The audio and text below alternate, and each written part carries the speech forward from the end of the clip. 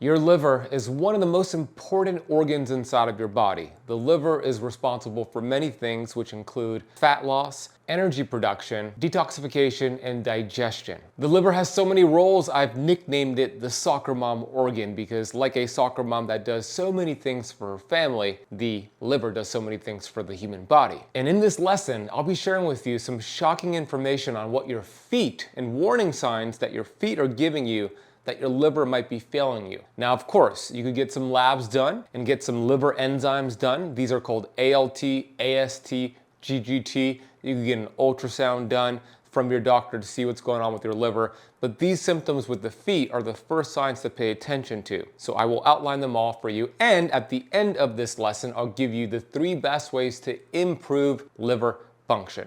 The liver is a 4.5-pound organ right here on the right side of your rib cage, connected to the gallbladder, and you might be watching this thinking, is this relevant for me? I don't even have a gallbladder. The answer is it's even more relevant for you, so make sure you really pay attention. So here are the warning signs that your feet are giving you that your liver might be failing. The first sign is neuropathy of the feet. Peripheral neuropathy is this tingling, burning feeling in your feet where you're not getting enough blood flow to your extremities, and it could be typically painful. It's highly associated with liver disease and dysfunction. And the most common sensations that you might feel in your feet are numbness, tingling, or burning in the feet and legs. Now, this neuropathy could be due to numerous factors, including type 2 diabetes, type 1 diabetes, insulin resistance, PCOS, vitamin B deficiencies, toxicity issues, but also direct nerve damage from liver dysfunction. Neuropathy is not fun to deal with. It could affect your balance and coordination. Typically when you wake up, let's say in the middle of the night to go urinate, you notice it really is burning in your feet. And eventually this could lead to difficulty walking and progression of liver dysfunction. Second warning sign in your feet are your nails. Your nails might turn different colors when your liver begins to fail. White nails, which is also called Terry's nails, what you'll notice is white nails with a dark band at the tip. And this can happen with liver dysfunction due to changes in blood circulation or reduced production in red blood cells because of the liver. Jaundice, a yellowing of the skin and the eyes, can extend to the feet and affect the color of the nail beds and skin, giving them this yellowish hue. Now, these changes are more pronounced in advanced liver failure, so just keep that in mind. The next sign is spider angiomas. These are small, red spider-like blood vessels that can develop on the skin of your feet, and they typically have a central spot with radiating branches. Spider angiomas are caused by increased blood flow in the skin due to changes in blood vessel structure due to liver dysfunction.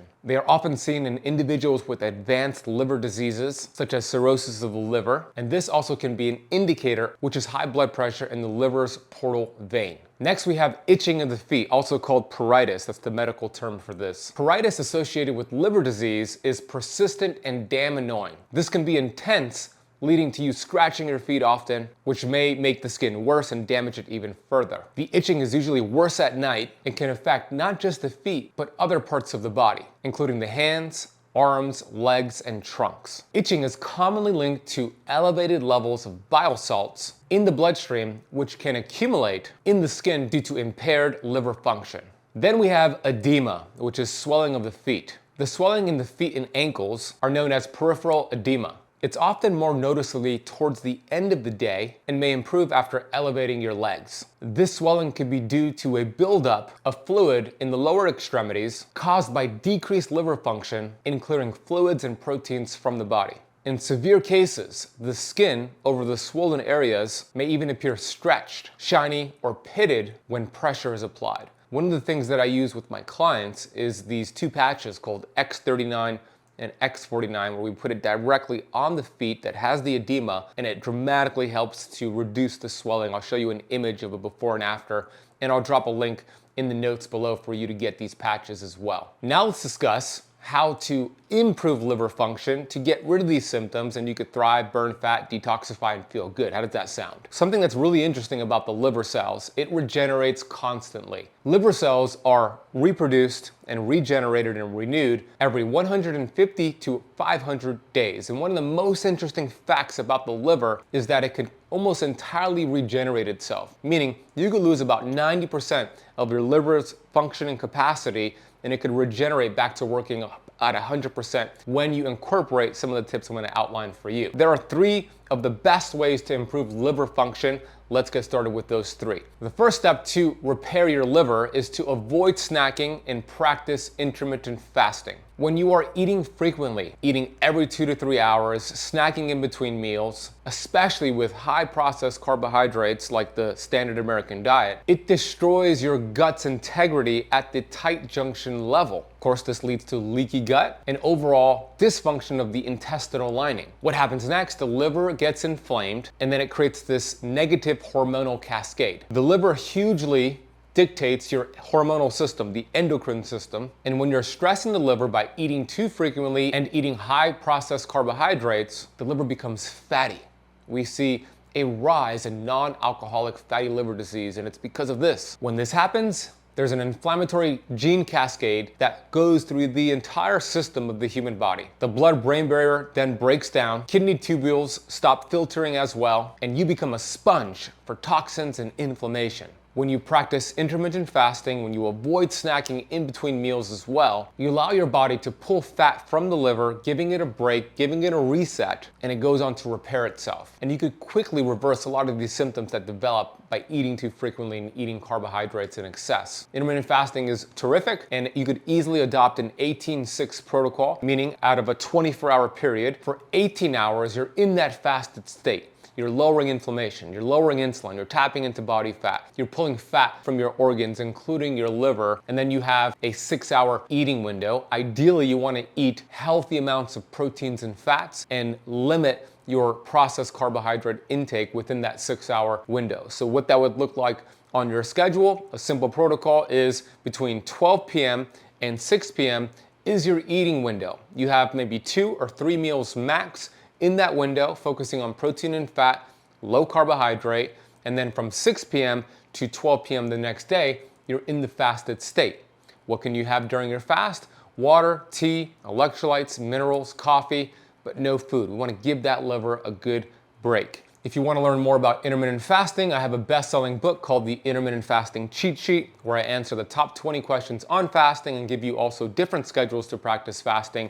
You get it for free over at fastingcheatsheet.com. I'll drop a link for it down below. The second step to repairing your liver is to avoid or limit your alcohol consumption. Sorry to be the messenger here, but alcohol is a poison to your body. Even the cleanest, and I put that in quotation marks, alcohol in the world is a toxin to your body, to your brain, and your liver has to prioritize detoxifying that alcohol versus working on all the other very important processes your body needs from your liver. So this means when you have alcohol, you're not gonna burn fat. You're not gonna pull fat from your liver. You're not gonna detoxify properly because your body is so sidetracked by getting rid of that alcohol as soon as possible. Now, the worst offenders when it comes to alcohol and your liver health is beer and wine. The average California wine has about 64 herbicides and pesticides in it, ripping open that intestinal lining, creating more leaky gut, creating more fatty liver, and that is a problem. So if you're going to drink wine, make sure it's a European organic wine, or even better, a dry farm wine. I don't personally drink alcohol, but I have clients and students who do.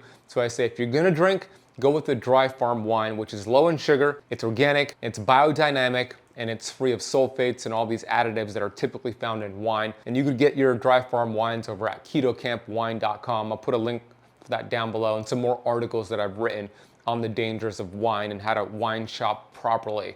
Beer is also a problem because it's very estrogenic, and the more estrogen you produce, the less testosterone you have, and it creates not just man boobs in men, but estrogen dominance in women, and it makes your liver work overtime. So we want to remove all beer. If you're going to drink, the dry farm wines are a choice, or clear alcohol such as tequila, whiskey, and vodka. Those would be better choices. But again, if you could avoid alcohol altogether, you'll progress even faster. And another note about alcohol, especially beer, it stimulates a 300% increase in estrogen within 24 hours after having it. So you see the beer belly, that is from an estrogen dominance response. Now there's some things you can do to support your liver to detoxify that alcohol more efficiently if you choose to have alcohol. Number one is to consume or to eat asparagus with your alcohol. There's some studies which I'll reference below that show when you consume asparagus, there are some compounds in the asparagus that help your liver detoxify the alcohol faster. Secondly, you want to take a binder, which has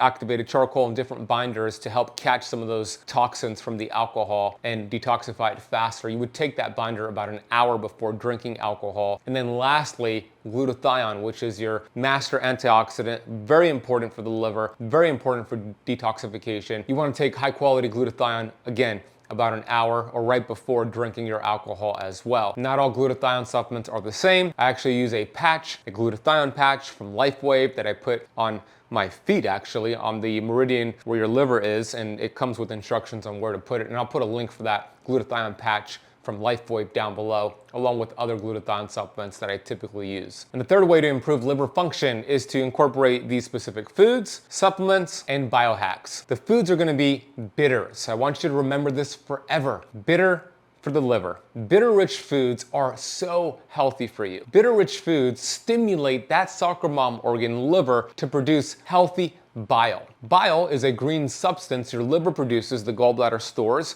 which helps to break down fat, helps with detoxification, helps with fat loss, helps with energy levels, and most people who have liver dysfunction have thick, sludgy bile. How do you know if you have sludgy bile? You eat a fatty meal and you get diarrhea and loose stools or floating stools. That's a sign you don't have healthy bile. So bitters stimulate that bile production. Here's a list of my favorite bitters: arugula, organic coffee, apple cider vinegar, lemons and limes. Here's a little tip for you: squeeze lemons and limes on your fatty meats and proteins.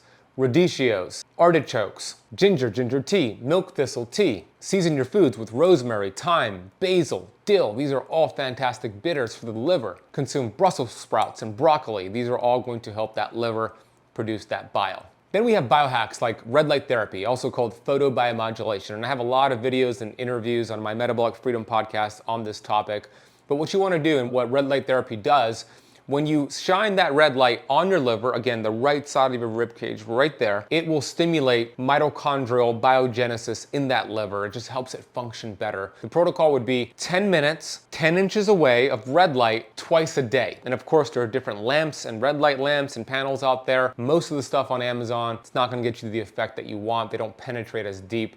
There are two companies that I personally use, SaunaSpace and Bond Charge, which have red light lamps and panels, and I have coupon codes for both of them. I'll drop that in the notes down below. You also want to consume a good amount of choline. There's a lot of really good research out there showing that choline is a nutrient that really supports liver function, helps to reverse fatty liver disease, and I'll drop a lot of studies on choline in the notes down below. Foods that are high in choline that I would recommend you consume are eggs, organ meat, and you could do organ meat supplementation, caviar, fatty fish like wild-caught salmon and anchovies, mushrooms, and red meat. I personally eat those foods, but I also take a supplement called phosphatidylcholine, which is a very powerful supplement to really support the regeneration of your cell membranes and mitochondrial membranes in your liver. The company that I use from BodyBio, I simply take about 1 to 2 teaspoons of PC oil, which is phosphatidylcholine, each day, and that dramatically improves liver function. We have a link and a coupon code with them, which will drop down below. In terms of supplements, let's stay on this topic here. TUDCA. TUDCA is a really powerful supplement for the liver. When you take TUDCA, it is supporting bile acid production, which we just mentioned is really important for breaking down fats and detoxification. At the cellular level, TUDCA transports helpful molecules into the cell and helps to protect from cell degradation and from apoptosis, which is programmed cell death. It also assists in clearing cellular debris from the mitochondria and cell membrane, especially the liver's mitochondria and cell membrane. In the gut microbiome, it improves gut diversity, which is really important, and it's also been shown to support eye health. Again, I use it from BodyBio. I'll drop a link for their TUDCA and a coupon code down below. Then we have coffee enemas, and I'm not gonna show you how to use coffee enemas, but you could find some YouTube videos on it. But a coffee enema is a great way to stimulate that liver to produce bile, to heal itself, to pull fat from that liver. So that is a terrific protocol if you do coffee enemas 2 to 3 times a week. Just increase your minerals the day of your coffee enemas, because you do tend to deplete minerals when you do coffee enemas. Another simple solution is castor oil and a castor oil pack. Simply grab a bottle of organic cold pressed castor oil, put it into a castor oil pack, pour it in there, and then you want to tie it around the right side of your rib cage and then just go to bed with it. What that's going to do, that castor oil, it'll go into your skin, go into your liver, and it'll stimulate and support that liver function. And the reason we use it at night is because between 2 and 4 a.m. in the morning when you're sleeping, that is called liver time in Chinese medicine. The liver is very active, recycling bile, detoxifying, helping you burn fat, and when you have the castor oil pack placed there during liver time, it really supports this process. I use the castor oil from Queen of Thrones. Again, we have a coupon code with them. I'll drop it down below in the notes and references of this lecture. And then we have kind of a woo-woo tip here, and it's a bonus tip for supporting the liver. But anger and resentment in Chinese medicine is linked to liver dysfunction. And your thoughts are so powerful. What you think about, what you think about, you bring about. If you're living in fear, if you're living in anger, living in resentment, that liver is going to dysfunction. And there is some science to show this as well, but it also makes sense. Chinese medicine figured this out before we had the science to verify it. I see a lot of people who are living in a fearful state have liver problems, liver congestion, gallbladder issues. So you want to really master your stress, get into gratitude, which I call vitamin G, the most important supplement in the world, not just for the liver, for your body, and get into an abundant, loving state. If you found this video to be helpful, I just released another video on how to lose a pound of fat every single day until you reach your goal weight, which will also help with your liver. Best part about this protocol, you don't have to suffer. You don't even have to count a single calorie. You don't have to rely on willpower. When we eat food, especially carbohydrates are turned into strings of sugar